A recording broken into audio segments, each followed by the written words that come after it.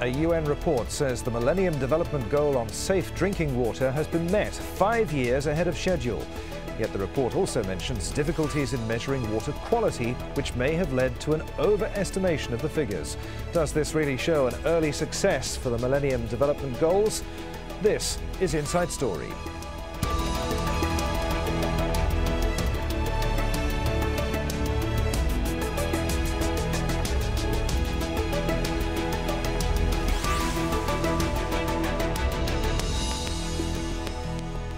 Hello and welcome, I'm Adrian Finnegan. The UN announced the international target to cut the number of people who don't have access to safe drinking water by half has been met 5 years before the 2015 deadline. The report, issued on Tuesday by UNICEF and the World Health Organization, says between 1990 and 2010, over 2 billion people gained access to improved drinking water sources, such as piped supplies and protected wells. It's estimated that by the end of 2010, more than 6 billion people, or around 89% of the world's population, had access to safe water. That's 1% more than the 88% target set out in the Millennium Development Goal number 7, which was set in the year 2000. Well, the report highlights the immense challenges that remain regarding the drinking water target. Global figures show massive disparities between regions and countries and within individual nations. 11% of the world's population, that's about 783 million people, still remain without access to improved drinking water. There are also huge regional disparities, with 4 in 10 people without access to safe water living in Sub-Saharan Africa.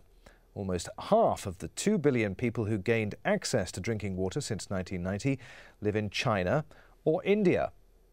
Another disparity is the number of people in rural areas using unimproved water sources, which is 5 times greater than in urban areas. 8 out of 10 people living in urban areas have piped water connections on their premises, compared to only 3 in 10 people in rural areas. Finally, the Joint Monitoring Programme also warned that the data collected does not assess the quality or reliability of the water supply, or whether water sources were sustainable. As a result, it's likely that the number of people using safe water supplies has been overestimated. So, how reliable is the UN report on safe drinking water? To answer this question, we're joined by our guests today. From Stockholm, Joakim Harlin, Senior Water Resources Advisor for the United Nations Development Programme. In London, Patrick Moriarty, in charge of the International Programme for the International Water and Sanitation Centre. And from Islamabad, we're joined by Mohammed Jahangir, founder of Better Tomorrow, an NGO focusing on water sanitation. Gentlemen, welcome to Inside Story. Joakim, if we start with you, first of all, given that the UNICEF and the World Health Organization say that the world has met these Millennium Development Goals in halving the proportion of people without sustainable access to safe drinking water, well in advance of 2015, but at the same time, they caution that the measurement of water quality and reliability isn't possible. How on earth do they know, really, whether the goal has been met? Well, the way they go about it is to use a combination of statistics from water users and from government, and they also household surveys. So more and more, the Joint Monitoring Programme is basing their data on household surveys and water use statistics. So obviously this in combination with population census. So obviously there is some degree of inaccuracy in the numbers, but I think that as JMP have been working over the past couple of years, it's more and more reliable and more to the source information. Patrick Moriarty in London, I understand that you're a little sceptical about this report. Well, I think it's not so much that we're sceptical. It's a fantastic report. The JMP does great work. But what you said earlier is absolutely true. What's been measured is basically the type of technology that people are supposed to be accessing. Is it what they call an improved technology, like a hand pump or a tap in their house? What's not been measured is whether it works, what the quality is like, how far people have to walk to get to that water. And what we're aware of is that about 1 in 3 rural hand pumps aren't working at any one time, just to give one statistic. So Absolutely, the direction is that we're moving in is right, and the report is great on that. The trend is in the right direction, and by their own definitions, we have met the MDG, but we do have to be careful about what's hidden behind that headline figure.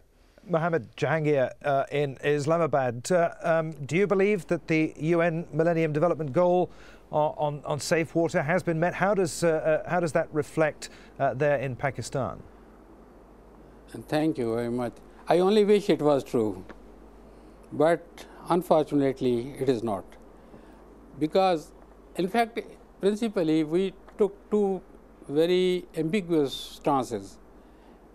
Firstly, people really do not understand what it would be like having an improved drinking water or improved sanitation situation. Second, halving them, making them half, again, is a confusing situation. How will you do it?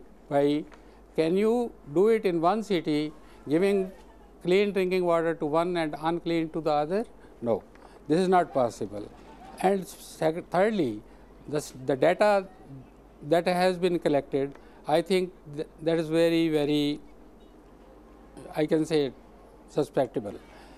I will like to present a couple of examples from Pakistan.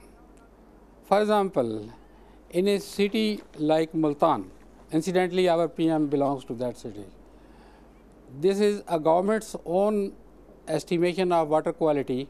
This was a 5 years estimation run by Pakistan Ministry of Science and Technology and a big research institute. This is called Pakistan Council of Research in Water Resources. This actually was from 02 to 06 years, and unfortunately all the samples from Multan were unsafe for drinking, 100%. Added to that, we have microbiological contamination, we have turbidity, and more so, arsenic is a rising concern in Multan and its surrounding areas. What I would like, the MDGs, this JMP also stands on extrapolation. And if we see this extrapolation, I don't think the situation has improved. We have not done anything to improve the arsenic situation.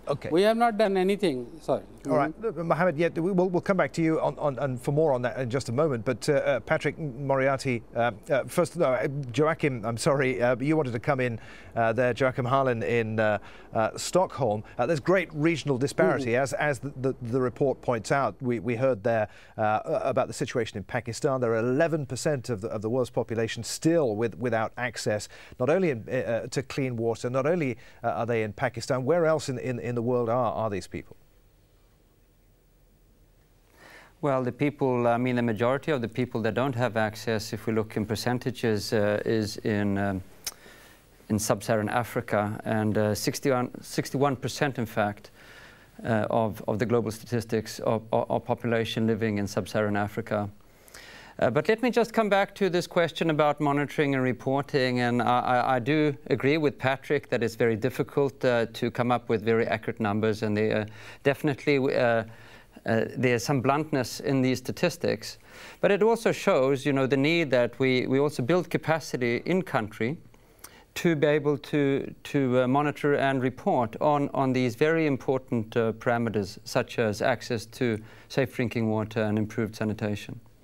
And we should recall that this joint monitoring program is a pretty lean and small outfit, and I think it's a great achievement that they're able to collect this data and present a report like this. But I think much more attention is needed in country to build the in-country capacity to do this monitoring and reporting.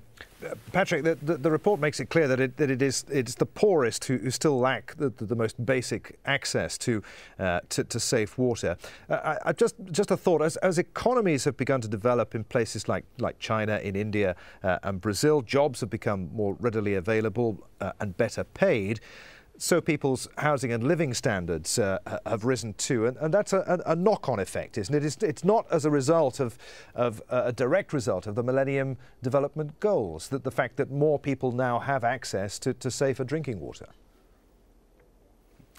I think that's a very good point. I'm not sure that anyone can answer it definitively, but I think you're probably right.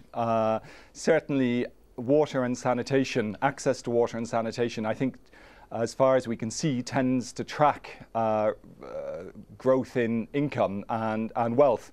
And certainly, you know, what's a very real challenge, if we think of that last 10 or 15% of the global population who still needs to be reached, of course, it is disproportionately the poorest. It's people living in rural areas, it's people living in slums. And the cost and difficulty of reaching them will, of course, go up, which means it's a huge challenge now for governments to stay focused on trying to extend services to those who don't have them yet, while at the same time trying to maintain the ones that they've created over the last 10 years or so. So, Joakim, is there any way of measuring just how successful the Millennium Development Programme, as concerns clean drinking water, has actually been? To what extent would access to clean water have come about through progress and modernisation alone? That's a very hard one to answer, but we know that access to water and safe drinking water is very closely linked to health. And also water use at large is very closely linked to economies.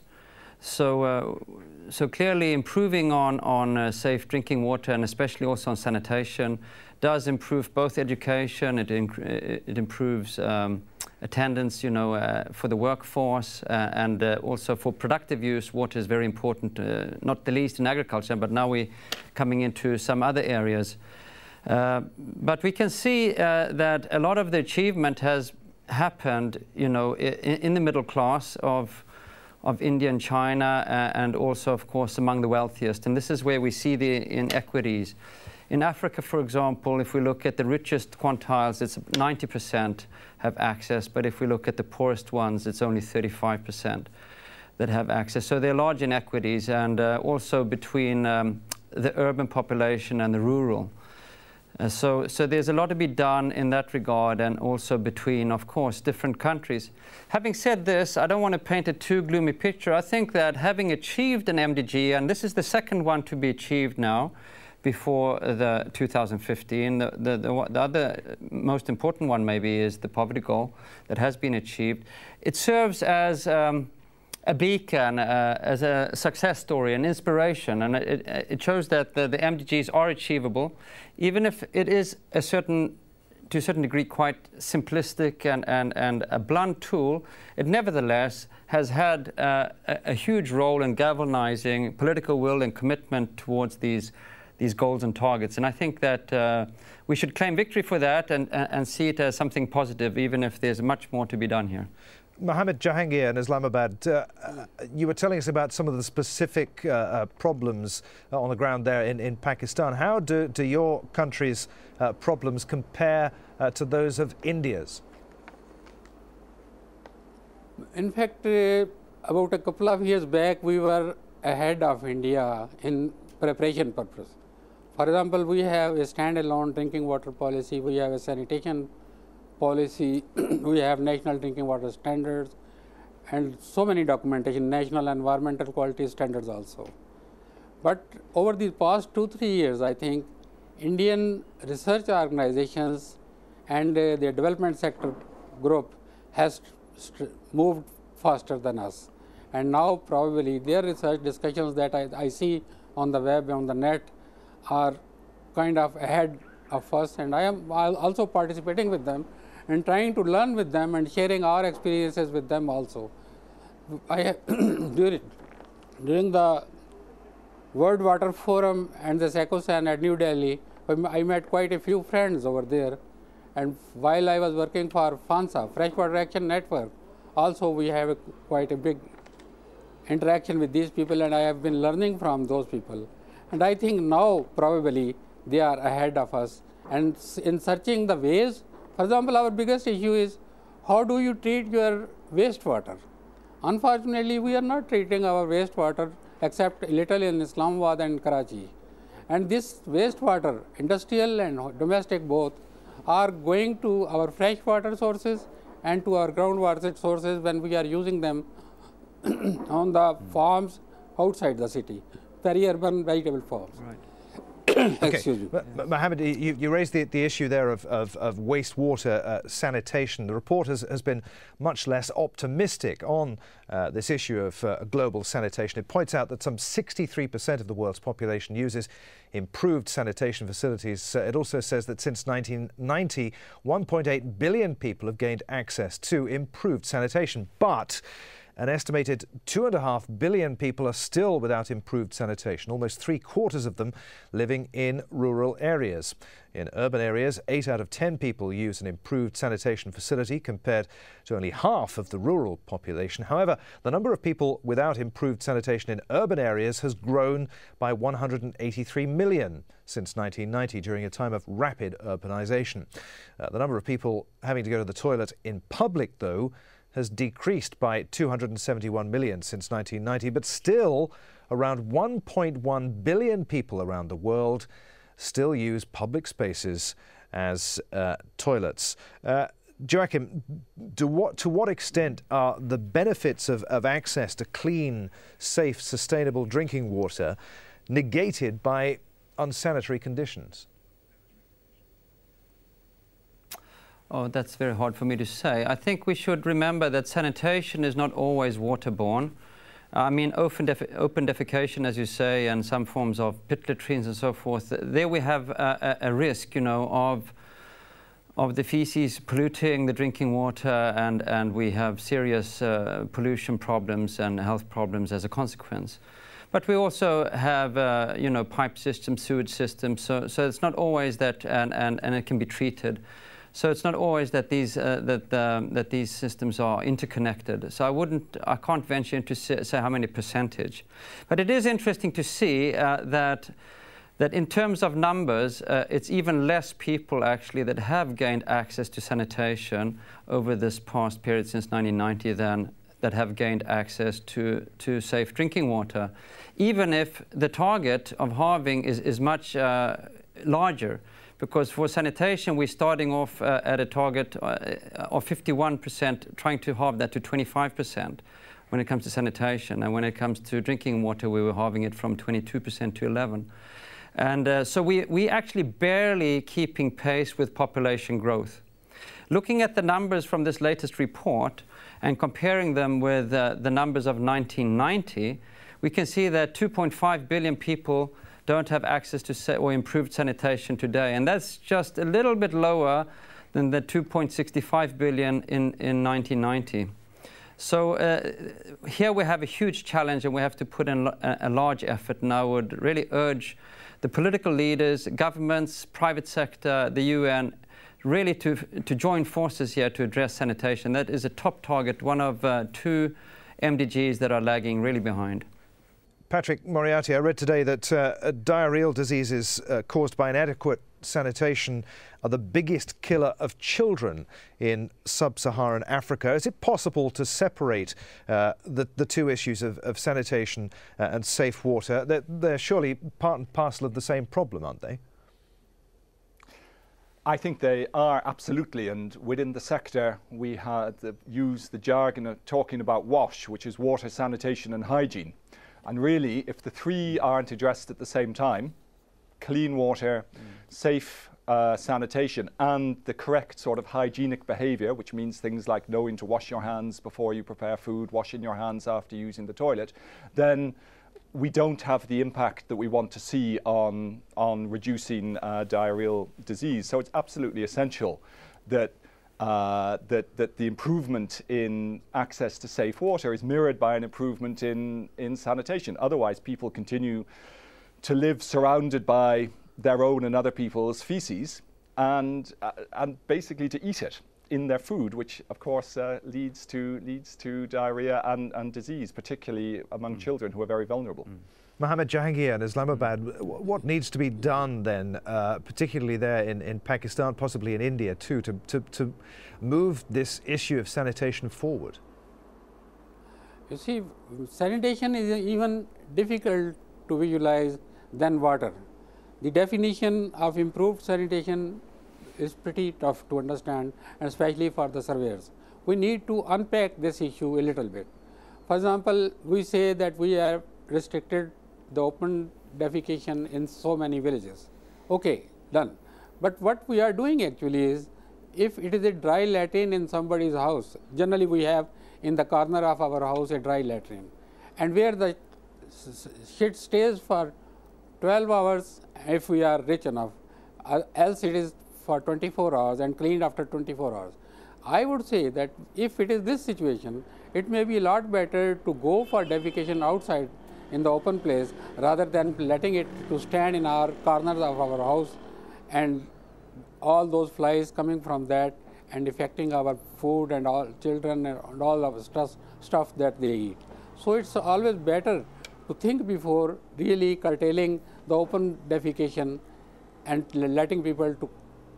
What we are doing, if we have the flush system, for example, what is happening is that we got a flush part inside our house, then we drain it into the street, else we drain it into the main sewer, and this shit is being flushed downstream throughout the country without any real treatment. I think we need to have some viable solutions for treating this domestic wastewater, so that in the first place it is safe, and in the second place the NPK that it carries is utilized by the soil that is depleting. Okay. Joakim, I know you wanted to respond to what you heard just there, but we're rapidly running out of time here as well. So, by way of a final question, I'm going to ask you where you think we'll be in 2015. Are you optimistic that the remaining 11% of the world's population who currently don't have access to clean drinking water will have it? When it comes to the drinking water target, I think we might be reducing that in percentages down to maybe 7, 8, I would guess. But however, when it comes to sanitation, I'm afraid that we might not be able to reach the target at all by 2015. Okay. So I'm a bit pessimistic there. All right, but at least the first target has been met, and it's an achievement that it's been done earlier than we thought it would be. Yes. I mean, the target was 11% that are not served with improved drinking water, and I think, as I mentioned, I think that might drop down to about 8 or something like this. Okay, Patrick, what's your feeling? Where will we be in 2015, particularly with regards to sanitation, which at the moment seems the more pressing problem? I think we'll be lucky to make significant progress on sanitation. There has to be a huge gearing up of effort, but by government and by the international community. It needs much more money, more effort, and I think going back to the water as well. You know, I think I doubt we'll see significant change because, as I was saying, that last few percent will become increasingly difficult to reach, and of course what we also have to put attention to now is to make sure that we don't, through poor maintenance and lack of investment in infrastructure, and we don't begin to slide backwards on water as well. Finally, Mohammed Jahangir, very briefly, tell us about your thoughts for the future there in Pakistan. Are you optimistic? No, I am not. I'm sorry to say that. And I think this approach of defining, and if we really want to improve the quality of life via wash, which is affecting 2-3 MDGs, we need to redefine our specifications and redefine our approach, and maybe we forget about the MDGs right now and bring about a new approach to all of it, if you really want to see some change in life. Otherwise, it's all a gamble of statistics. Okay, Mohammed. Gentlemen, we are out of time. Many thanks indeed for being with us today in Stockholm. Joakim Harlin, in London, Patrick Moriarty, and in Islamabad, Mohammed Jahangir.